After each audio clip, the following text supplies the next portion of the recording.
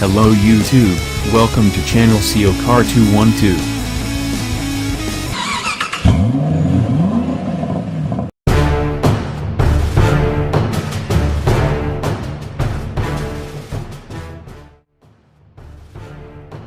As more Americans flock to SUVs, the number of automakers still competing in traditional sedan segments has shrunk.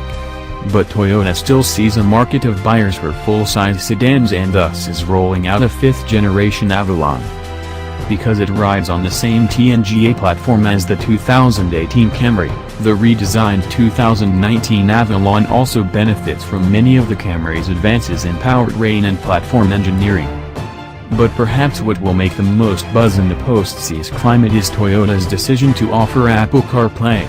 Toyota had been in a legal snarl with Apple and Google about their refusal to fully disclose the workings and security protocols of their back-end programming, so Toyota had been using its own proprietary Entune software, with mixed results. Toyota executives had customer privacy concerns, such as third-party apps tracing vehicle location, and what Apple, Google, and third parties were going to do with that information. "We were worried they would want vehicle information, access to the ECU. That was a hard line for us," said Avalon chief engineer Randy Stevens. By offering Avalon with CarPlay, it appears Toyota has smoothed things over with Apple. As for Google, Android devices, however, Toyota's press release says the Avalon will integrate smartwatches with Alexa-enabled voice connectivity, which works with either Apple or Android devices.